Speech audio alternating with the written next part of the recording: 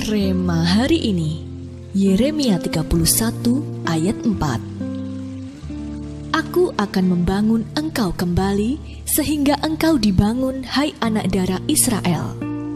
Engkau akan menghiasi dirimu kembali dengan rebana, dan akan tampil dalam tari-tarian orang yang bersukaria.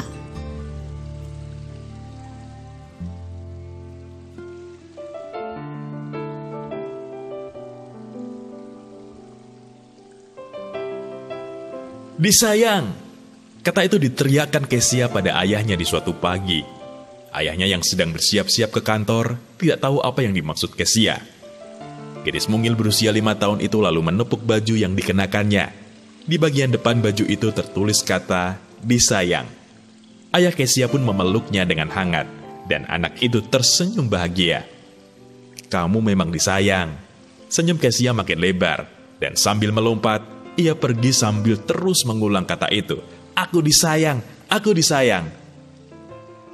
Bagi ayah Kesia, momen sederhana tadi terasa begitu sempurna.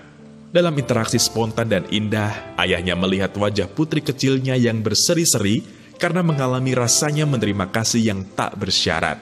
Sukacita sangat jelas terlihat.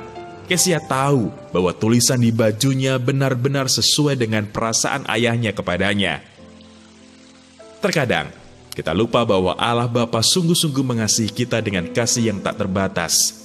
Ketika kita mengalami kesusahan dan pencobaan yang berat, kita mulai meragukan kasih Allah kepada kita.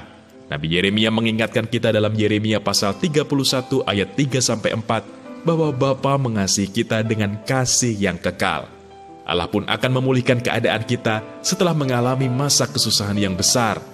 Dia akan mengubah ratap tangis menjadi tari-tarian sukaria, dan kita akan dibangun kembali dengan lebih besar dan lebih cepat dari sedia kala. Saat ini memang keadaan masih kacau dan belum sepenuhnya pulih. Masih banyak hal yang perlu kita benahi akibat pandemi yang melanda dunia.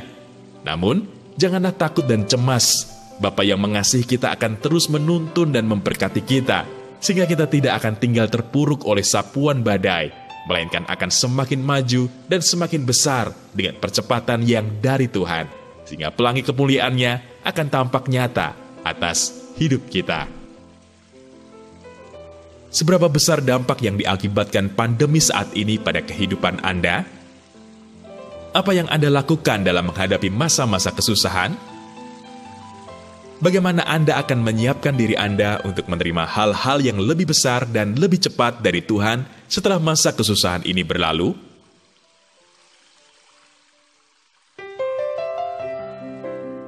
Tuhan Yesus, kami sangat bersyukur punya Bapa yang begitu mengasihi kami dengan kasih yang kekal dan tak terbatas.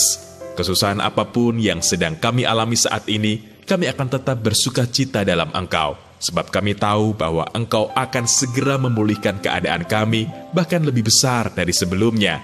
Terima kasih Tuhan. Di dalam nama Tuhan Yesus, kami berdoa. Amin. Hal-hal yang lebih besar dan lebih cepat akan Tuhan kerjakan setelah masa kesusahan besar.